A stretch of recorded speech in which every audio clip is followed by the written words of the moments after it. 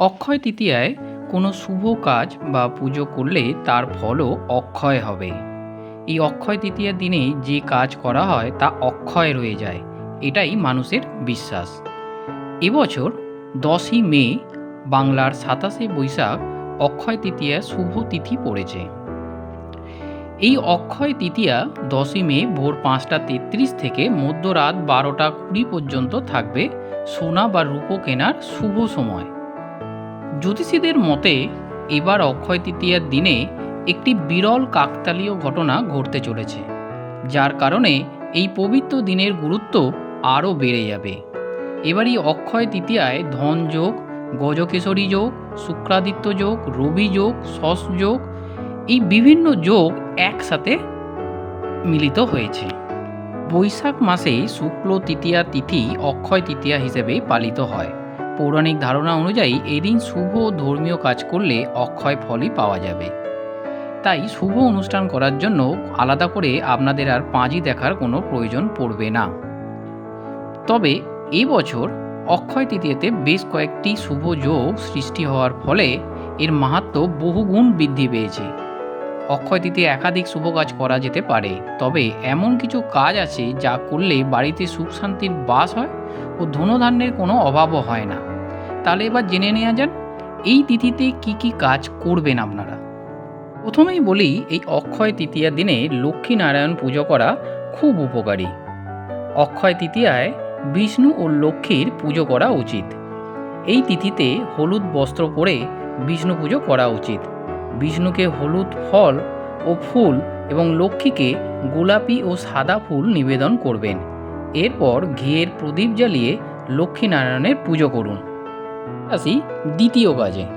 অক্ষয় তৃতীয়ায় করুন স্তোত্র পাঠ, অর্থাৎ অক্ষয় তৃতীয়ার দিনে বিষ্ণু সহস্রনাম ও শ্রীসূক্ত পাঠ করতে ভুলবেন না। এই তিথিতে সমগ্র পরিবারের সঙ্গে কোনো ধর্মীয় স্থানে যাত্রায় যেতে পারেন। এক ফলে জীবনে ধন, পদ, যশ ও প্রতিষ্ঠা লাভ করা যায়। আবার যে ব্যক্তি বহুদিন ধরে অসুস্থ রয়েছেন, যারা অক্ষয় তৃতীয়ার রামরক্ষা স্তোত্র পাঠ করতে পারেন। এছাড়াও এই তিথিতে রামচরিত মানসের অরণ্যকাণ্ড পাঠ করাও অত্যন্ত শুভ বলে মনে করা হয়। এই কাণ্ডে রাম সাধু সন্ত ঋষিমুনির দর্শন করেন ও তাদের দ্বারা জ্ঞান লাভ করেন। অরণ্যকাণ্ড পাঠ করলে রামের আশীর্বাদ পাওয়া যায় ও ব্যক্তি জীবনে অগ্রসর হওয়া যায়। এবার আসি তৃতীয় যে কাজটা, আপনারা শুনলে হয়তো অবাক হবেন, কিন্তু এটাও খুব উপকারী বলেই মনে করা হয়। অক্ষয় তৃতীয়ার পুজোয় একাক্ষী নারকেল লাল কাপড়ে বেঁধে নিয়ম মেনে তার পুজো করুন। এরপর টাকা রাখার স্থানে বা লকারে এই নারকেলটি রেখে দিন। অর্থাৎ আপনারা বাড়ির যেখানে টাকা বা ধনসম্পদ রাখেন তার মধ্যে এই নারকেলটা রেখে দিন। ব্যবসায়ীরা একইভাবে এই নারকেল নিজের অফিসের লকারেও রেখে দিতে পারেন। এর ফলে পরিবারে ধনধান্য বৃদ্ধি পাবে অনেক গুণ এবং টাকা জলের মতো আপনার ঘরে আসতে থাকবে। আরও একটি পবিত্র কাজ যেটা এই অক্ষয় তৃতীয়ার দিনে করতে পারেন, সেটা হলো পবিত্র নদীতে স্নান। এদিন গঙ্গা বা কোনো পবিত্র নদীতে স্নান করার এক বিশেষ মাহাত্ম্য রয়েছে। স্নানের পর দারিদ্র ও অসহায়দের দান করা খুবই শুভ। এর প্রভাবে অক্ষয় ফল লাভ করা যায়। ব্যক্তি জীবনের প্রতিটি ক্ষেত্রে সাফল্য অর্জন করতে পারেন এই দানের মাধ্যমে। ধর্মীয় বিশ্বাস অনুযায়ী অক্ষয় তৃতীয়ার তীর্থ স্নান করলে ব্যক্তির জন্ম মৃত্যুর বন্ধন থেকে মুক্তি পায়, অর্থাৎ মোক্ষ লাভ হয় তার। এই অক্ষয় তৃতীয়ায় সোনা কেনা অত্যন্ত শুভ। এছাড়াও বাড়ি ক্রয়, ভূমি পুজো এগুলো করতে পারেন। আবার গৃহপ্রবেশ ও পদগ্রহণের জন্য এই তিথি অতি উত্তম। অক্ষয় তৃতীয়ায় বিবাহের শুভ মুহূর্ত থাকে, তবে এবছর বৃহস্পতি অস্ত থাকায় অক্ষয় তৃতীয়ার দিনে কোনো শুভ কাজ করা যাবে না। এই তিথিতে মহিলারা নিজের পরিবারের সমৃদ্ধির জন্য অনেকে উপবাসও করেন। অক্ষয় তৃতীয়া লক্ষ্মীনারায়ণের পুজো করা মহিলাদের জন্য খুব উপযুক্ত।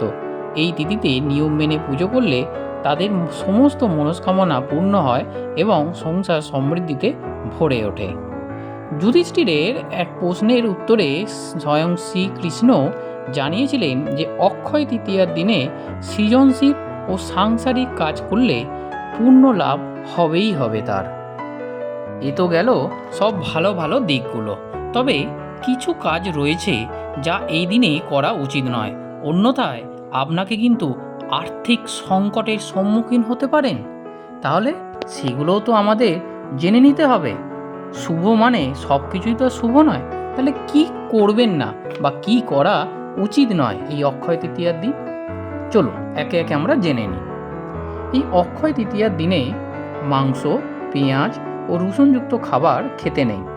পাশাপাশি মদ ও যে কোনো মাদক দ্রব্যেরও সেবন সম্পূর্ণরূপে বর্জিত হওয়া উচিত।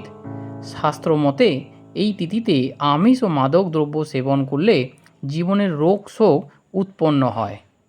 তার মানে আপনাদের জীবনযাত্রায় রোগমুক্ত হওয়ার সম্ভাবনা অনেকটাই কমে যাবে।